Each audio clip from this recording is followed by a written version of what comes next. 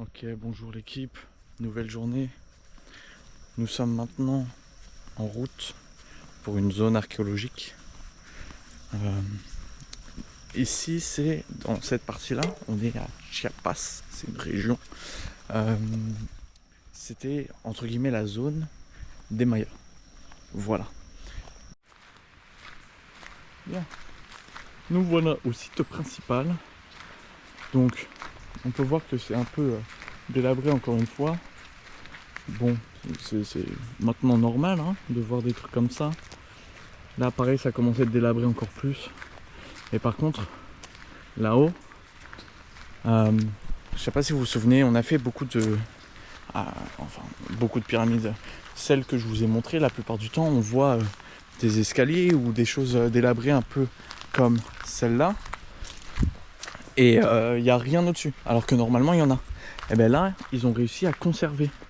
Donc là, on peut voir un peu ce à quoi ça devrait normalement ressembler pour toutes les pyramides, entre guillemets, pour toutes les habitations, pour tous les endroits. Voilà. Donc je pense que c'est de la pierre naturelle, c'est vraiment les trucs. Mais on peut voir qu'ils ont mis des grillages, etc. Je ne sais pas si c'est contre squatter ou si c'est pour la préservation. Aucune idée. Mais en tout cas, première fois qu'on peut voir l'ensemble de la chose. Voilà. On va continuer, c'est très joli. Comme toujours, c'est comme un petit parc très sympa. Sauf que cette fois, on ajoute des monuments historiques. Ouais.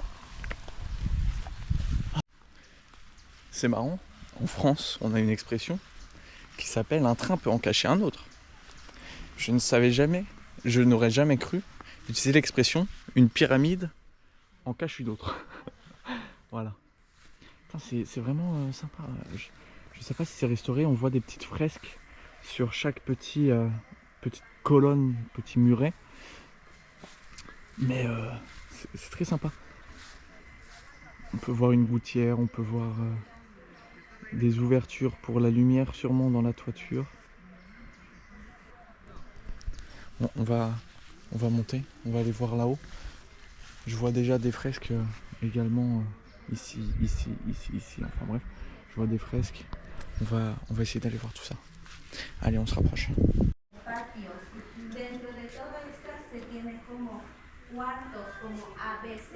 Malheureusement, je ne peux pas vous dire ce que ça représente.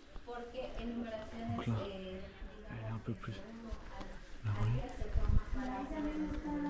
Là, encore une fois. Voilà. Je vais aller à l'intérieur. Mais c'est quand même impressionnant de pouvoir fouler cet endroit. Donc là, on a la zone centrale. On voit des gravures, des sculptures dans la roche, sûrement de gens reconnus dans le peuple qui habitaient ici. Parce que je sais pas si vous vous souvenez, on est. Ah non, j'ai pas mis ces extraits là. Mais je suis allé dans des pyramides, on a vu des gros blocs de roche gravés représentant les gens qui étaient entre guillemets connus de la région. Les nageurs, les chanteurs, les combattants, les chefs, etc., etc. Voilà. Donc c'est quand même très très impressionnant et on peut retrouver des similitudes malgré que ce soit d'autres régions. Voilà. Des gravures, encore une fois.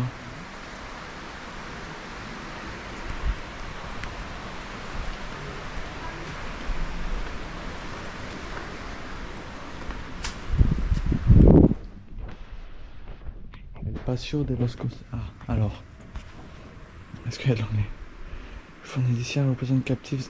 Ah, donc les gens qu'on voit gravés, donc qui étaient là, et là, c'est des captifs qui ont été capturés pendant des expéditions militaires pendant le règne de Kinish-Janarab Pakal, ce qui est traduit par Pakal the Great, Pakal le Bon, pendant le 7e siècle avant Jésus-Christ. Ici, Ok, d'accord. Et donc là, on peut voir les gravures, juste là, les représentations. Entre l'Institut national de l'anthropologie et de l'histoire, le le musée d'Angleterre, Google Arts et Culture, c'était possible de faire des répliques comme ça. Des répliques des hiéroglyphes de 1891, Exupéry. Ok. Donc, je ne sais pas lesquels sont, mais en tout cas, il y a des répliques qui sont tous de 600, 599, 659 et 661 avant Jésus-Christ. Voilà. Ça commence par la naissance de Pacal le Grand, enfin le Bon, sa mise en son couronnement, quoi, sa mise au pouvoir, euh, la destruction de Palenquet dans l'année 599 avant Jésus-Christ, par ordre de la tête de serpent ou Khan dynastie, émetteur Calakmul, Together with the Coalition of Minor Tabasco, Lords. Ok, donc pour résumer, dans différentes régions, dont Tabasco, ils ont décidé d'attaquer Palenque, cette région-là, en l'an 599 avant Jésus-Christ. En l'an 659 avant Jésus-Christ, donc plus tard, non, bah avant. Je suis perdu sur les chiffres, hein, parce que j'ai... Antes Dios, oui, bah, donc, avant. Enfin bref, donc ils se sont fait attaquer ici à Palenque et ils ont contre-attaqué. Et en fait, les personnes qu'on voit gravées sont des prisonniers de guerre, des chefs d'escadron, des chefs militaires de Tabasco. Et ils les ont mis là en trophée. Voilà. Putain, on a eu du mal. Hein. Putain, on dirait un clocher, mais je pense que c'est comme un mirador ici. Putain, c'est vraiment incroyable. C'est vraiment très sympa. Hein. C'est très intéressant à savoir. Parce que on peut se dire que la plupart du temps, ce seraient des peuples qui vivent dans la nature, les couilles à l'air, et qui se font bronzer les couilles au bord de la rivière tout en vivant à tue-tête. Pas du tout. Ils subissent et déclenchent des guerres également, pour je ne sais quelle raison, alors que techniquement leurs croyances sont très similaires, que ce soit potentiellement pour le pouvoir, pour la richesse, toutes les raisons qui poussent tous les États, hein, toutes les personnes à se faire la guerre la plupart du temps. Donc étonnamment, ce n'est pas des peuples qui vivent tranquillement dans leur coin. Voilà. C'est déjà le troisième monument, enfin la troisième zone où on les voit, on apprend leur histoire qui est de conquérants, de guerre. Ils mettent des représentations des gens qu'ils ont capturés, tués comme trophées, etc. etc. Donc c'est intéressant de voir aussi cet aspect-là. Ce n'est pas que de la croyance et de la vénération. Ouais, ça se dit vénération. Ils vénèrent, ouais. C'est aussi de la guerre, de la conquête et des récoltes. Voilà. Des récoltes de butin de guerre. Voilà, c'est très intéressant. Bon, toujours nos petits vendeurs ambulants. Hein. Et maintenant, on va aller essayer d'aller voir là-bas s'il y a quelque chose d'intéressant. Allez, on continue. Par contre, l'architecture est très intéressante. Hein. Vous avez le mirador qui est juste là, qui a une vue intégrale. Par contre, celle-là cache, parce qu'il peut y avoir des trucs de l'autre côté, etc. Enfin bref. L'architecture, la façon dont c'est agencé est très intéressante. Voilà. Allez, on se retrouve un peu plus tard. On se retrouve maintenant au pied de celle-là. On va aller lire un petit panneau. Donc, on est maintenant au niveau de la tombe de la femme de Pakal the Great, qui s'appelle Lady Xhaka. Putain, c'est difficile à lire. Hein. X, Ak, Ab, Aho. Voilà. Et en gros, comme on a pu le voir sur d'autres corps, sites, etc., ils le mettent avec du cinnamon. C'est du... Putain. J'ai oublié, mais c'est... Merde, comment on dit déjà? Là, j'ai oublié. Et en tout cas, du coup, on pouvait voir des squelettes qui étaient teintés de rouge. Voilà. Et du coup, c'est une tombe royale. Of the red color of the mineral. La pierre rouge qui recouvrait ses restes. Voilà.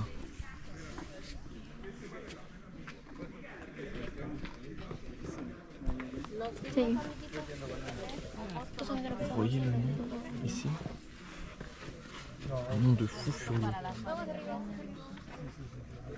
Donc voilà, vous pouvez faire un petit stop et lire de vous-même. Je crois qu'on peut aller voir. Attendez.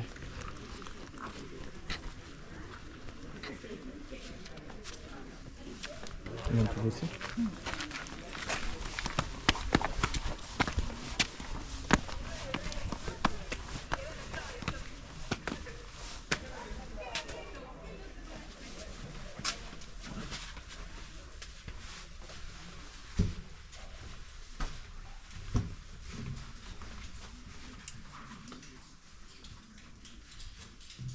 Donc là on peut voir le minéral.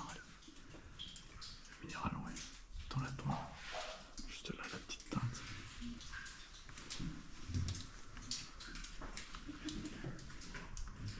Donc là j'imagine qu'il y a d'autres. Il y a d'autres endroits potentiellement pour les proches, que ce soit ses enfants, son mari, son ami, je ne sais pas. Ou alors c'était des offrandes qu'ils mettaient sur le côté.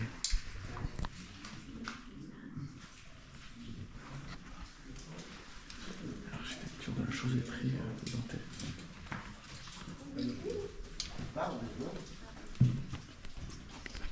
a des gens, on ne peut pas vraiment filmer comme il faut. Vous avez vu un peu l'idée d'ensemble. Je vais sortir, on va aller voir le prochain truc. Et je vous retrouve à ce moment-là. Ah oui, du coup, j'avais oublié comment on disait cinnamon en français. C'est de la cannelle. Voilà, vous savez, hein, nos petits bâtons de cannelle ou nos épices. Vous savez ce que c'est de la cannelle, hein. Bon, faut pas être con non plus. Enfin, ignorant plutôt. Mais oui, du coup, en fait, il y a... je ne sais pourquoi. Peut-être pour la conservation ou pour l'odeur du mort ou je ne sais quelle raison.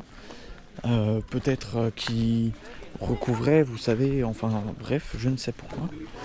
On retrouve souvent de la cannelle au niveau des corps. Donc, est-ce que c'est pour la conservation? Enfin bref. Et en fait, du coup, vous avez beaucoup de squelettes qui sont teintés de la couleur de la cannelle. Voilà. Et en plus de ça, là, actuellement, dans la tombe, on pouvait voir une teinte rougeâtre, orangeâtre, rougeâtre, orangé rouge. Enfin bref, une couleur rouge. Et du coup, c'était apparemment un minéral, pas de la cannelle. Donc, quel minéral? Bon, hein, faut arrêter de déconner. Il y avait de la couleur sur le truc en pied. Putain. Pourquoi je me casse le cul à vous faire des explications alors que je suis qu'un mongol fini? C'est l'humour, bien évidemment. Alors, nous arrivons maintenant à cet endroit-là. Templo de la Calavera au Templo Toise 12. Le temple du crâne.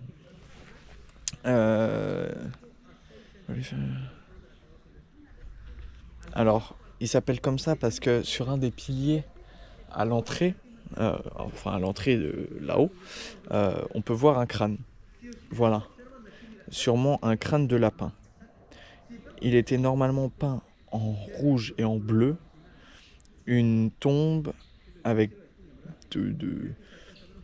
de riches offrandes ont été trouvées en dessous du temple. Voilà, c'est intéressant. Donc pareil, c'est un temple funéraire, pas un temple d'habitation pour une fois. Et du coup, ouais, ils s'appellent le temple du crâne parce que il y a une représentation de crâne de lapin et il y a une tombe euh, assez riche, enfin assez fournie en offrandes en dessous du temple. Voilà. Alors de qui est cette tombe? Ce n'est pas indiqué. On l'ignore, etc. Mais voilà, une tombe de plus.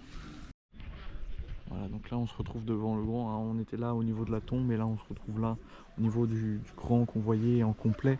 Et on ne savait pas vraiment ce que c'est, mais maintenant on a un panneau qui nous explique, donc c'est facile de comprendre. Et c'est le panneau des inscriptions, et qui est également la tombe de Pakal le Grand, Pakal le Bon, du coup qui était le roi, on va dire, d'ici. Donc là on voit une inscription, une gravure, voilà. Donc vous avez un arbre stellaire, Pakal 2, et Serpiente d'Escarnada, c'est un serpent d'Escarnada, je sais pas ce que ça veut dire. Voilà. C'est très intéressant. On peut voir qu'il y a des passages, bien évidemment, pour aller à l'intérieur, hein, qui sont également les mêmes pour celle là-bas. Donc est-ce que c'est Pakal, sa femme, et ensuite l'enfant? Parce qu'on ne sait pas de qui est la tombe à cet endroit-là. Donc est-ce que c'est quelqu'un de la famille? Sûrement. Donc il y a 3 tablettes comme ça, avec des hiéroglyphes, qui donnent leur nom à ce temple. Donc à l'intérieur, vous arrivez dans un funérarium impressionnant, avec des ornements, avec des reliefs en dessous, où le sarcophage du roi du roi bouclier du soleil, Pakal, est placé. Donc il a comment on dit, il a régné sur Palenque de 615 à 683. Mais le nom, des origines et des ancêtres.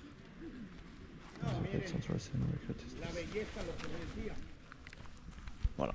Donc la tombe de Pakal, donc il me semble que du coup il y en a 2, parce qu'il y a Pakal the Great et Pakal 2, enfin j'en ai aucune idée. Et c'est un peu confus, hein, leurs explications, après peut-être parce que c'est des traductions, parce que moi je lis l'anglais, pas l'espagnol bien évidemment, parce que je suis une grosse merde en espagnol. Mais ouais, du coup c'est intéressant, en fait c'est la tombe de Pakal, donc je sais pas s'il y en a 2 ou un seul.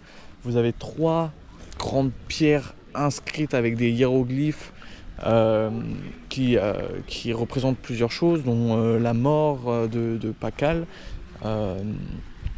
Voilà, vous avez des ornements très jolis à voir apparemment. Oh, waouh, des ornements très sympas et très jolis à voir.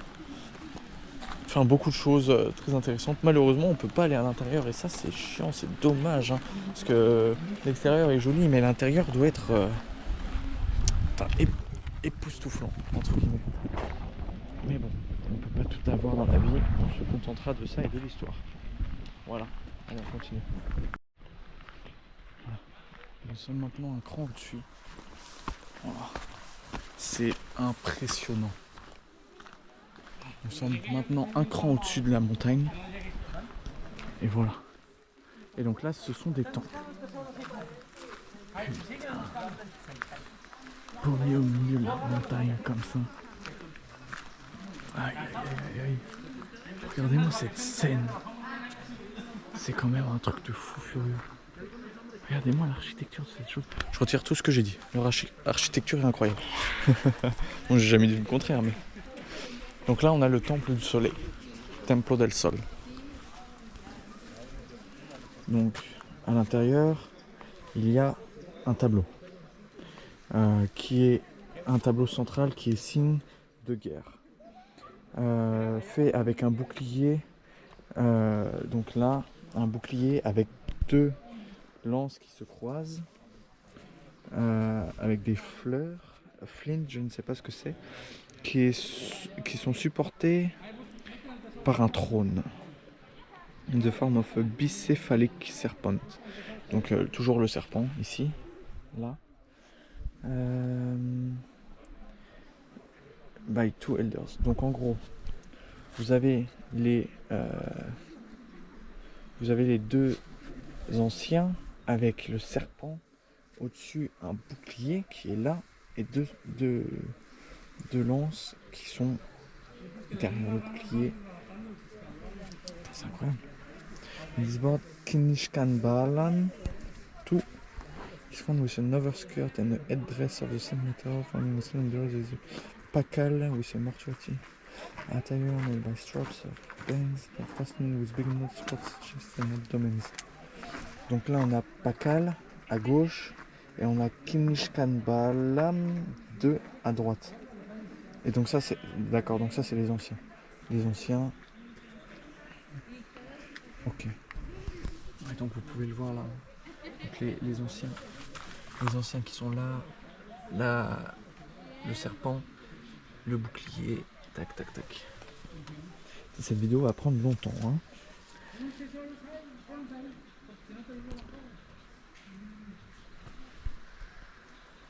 C'est dommage, il y a une gravure ici, mais on voit pas très bien. Il y a des gravures sur toutes les façades, hein.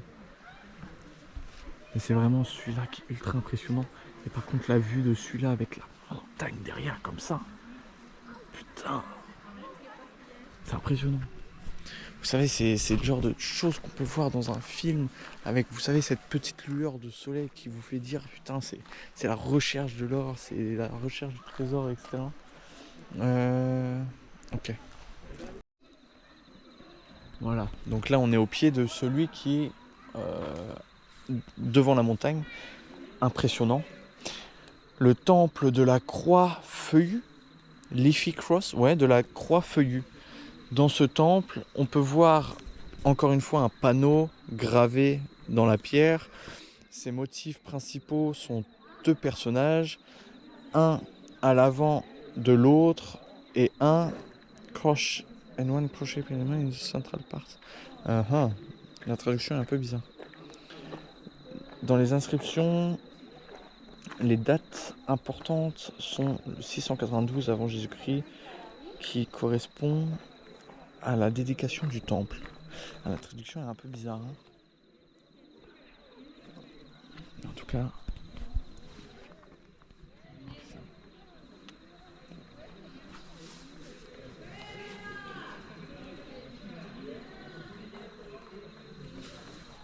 ouais, donc là on a deux personnes, la croix, sûrement un serpent. C'est un peu compliqué à déchiffrer parce que c'est un peu long avec plein de petits trucs, mais c'est c'est impressionnant. Du coup ça c'est là-dedans. Voilà. Et maintenant on va se diriger pour ce bonhomme là, ce grand bonhomme. Alors là on a ce qu'on appelle un... Oh, attendez, par contre, j'ai perdu ma claquette, putain. Là on a ce qu'on appelle un altar.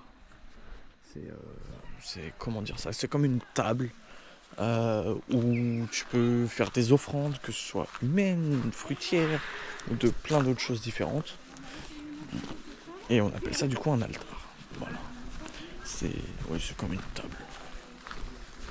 Voilà. Alors avant d'aller en haut, parce qu'on peut aller en haut, je vais vous lire la description de ce beau bébé. Le temple de la croix. Donc, encore une fois, voilà. Une murale, deux hommes, une croix qu'on peut voir et toujours ces symboles à gauche, donc ces hiéroglyphes. Donc, temple de la croix. At the right hand side of the shrine, God Hell is represented smoking tobacco. And at the left, Lord Serpent Jaguar 2 appear richly attired. The background, we can see a drawing of the board that shows the ascent of the Serpent Jaguar 2. D'accord, alors, donc, à droite, on peut voir God, un dieu, God El, donc je sais pas pourquoi, enfin je sais pas quel dieu c'est, mais il est représenté en train de fumer du tabac. Et à gauche, le chef serpent jaguar 2, voilà, qui est d'un attire assez riche, d'une tenue assez riche. Et au fond, enfin dans le fond, on peut voir une reproduction du tableau qui montre l'ascension de ce serpent jaguar 2 au trône de Palenque dans l'an 684. Donc après, normalement, notre ami qui s'appelle, ouais, j'ai oublié comment il s'appelait. Voilà. Mais ouais, c'est après notre ami Pakal. Voilà, Pakal. Allez, on va monter toutes ces marches. On se retrouve en haut. Nous arrivons au sommet de cette maxi pyramide. Oh aïe aïe aïe aïe. Oh aïe aïe aïe. Je peux vous dire que ça use les jambes et les genoux. Regardez-moi cette vue d'ensemble. Donc là c'est là où on était tout à l'heure avec le mirador. Le temps un peu de côté.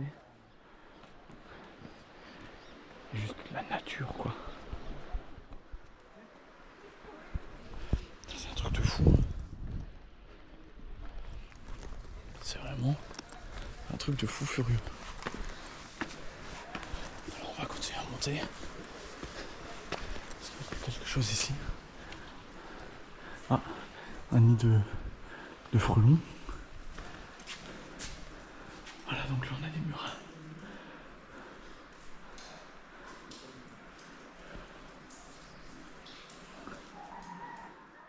C'est un peu compliqué à... parce que c'est un peu mouillé. Et donc là on a le dieu qui fume du tabac. Là on a l'autre après enfin qui est vêtu de richesse. La croix avec les feuilles. C'est impressionnant.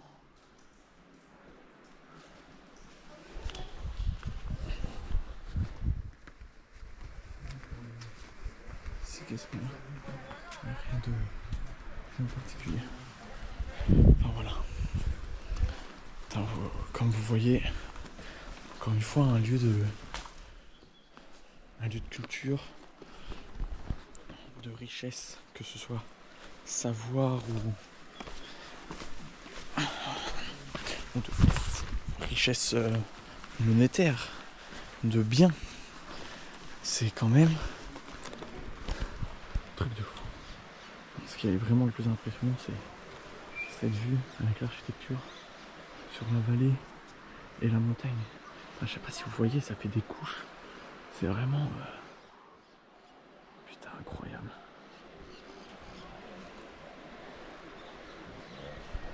Bah là j'en ai pris plein les yeux. Aujourd'hui, je peux vous dire que c'est pas une journée de gâchée. Ça c'est sûr et certain. Bon allez, on va descendre.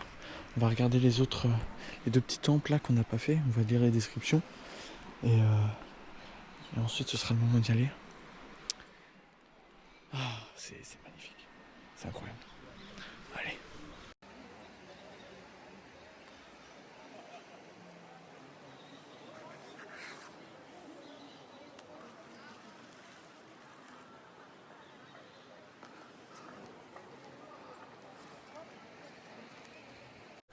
Ah, la descente, je sais pas si on voit. La descente elle est raide. Hein.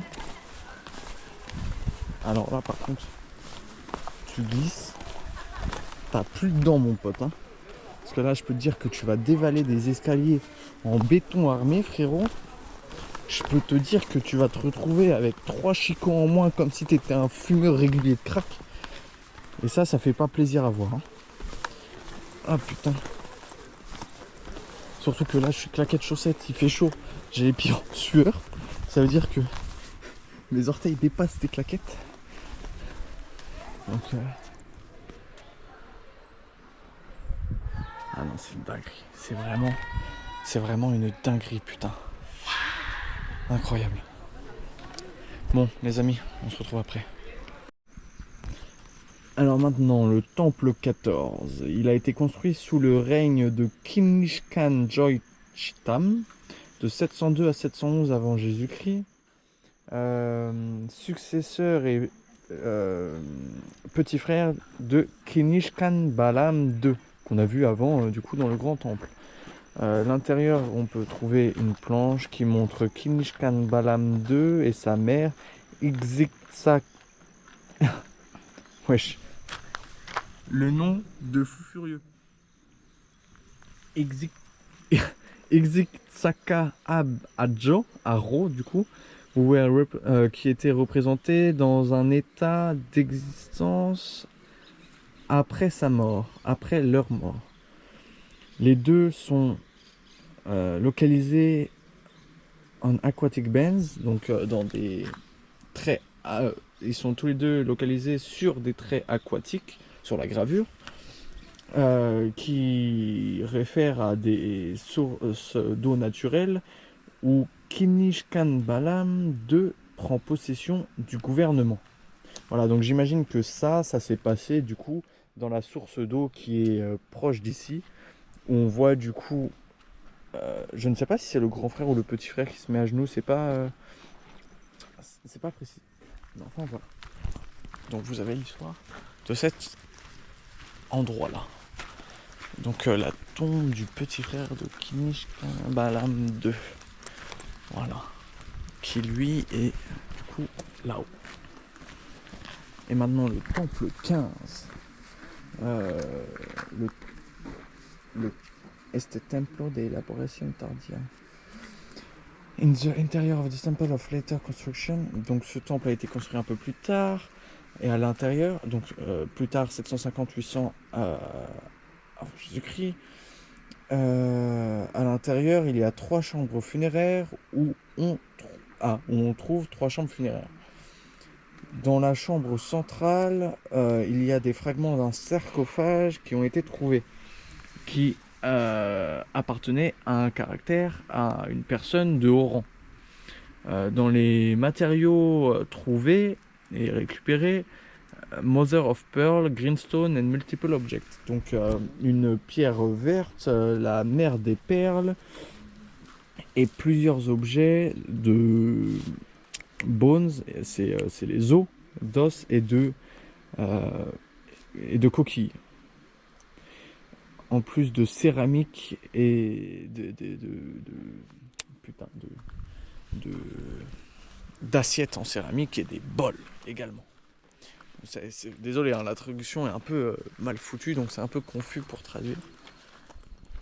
Alors là sur les vendeurs, vous voyez, il y a toujours des sortes de... je sais pas si c'est les horloges ou les calendriers. C'est les ronds avec... je pense que c'est un calendrier. Et c'est très intéressant. Il faudrait que je trouve une représentation de cette chose-là. Il y en aura peut-être au musée. Et ensuite pouvoir faire une explication là-dessus. Voilà. Allez, à tout à l'heure. Bon les amis, au final on n'est pas allé dans le musée parce qu'il était fermé, malheureusement. Sur la route j'ai croisé un monsieur qui m'a dit monte dans mon van, j'ai des bonbons. Du coup je suis dans un van. Voilà. C'est faux bien évidemment, hein. C'est le véhicule pour rentrer dans la ville principale là où je suis actuellement. Et écoutez, c'était une très bonne journée, très intéressant, c'était très sympa à voir. Et on se retrouvera la prochaine fois pour d'autres choses. On va pas mal bouger là ces prochains jours. Ça va prendre un peu de temps pour refaire quelque chose. Mais en tout cas j'espère que ça vous plaît toujours. Et on continue dans la bonne humeur, bien évidemment. Et toujours pour voir de belles choses. Voilà. Bonne journée les amis.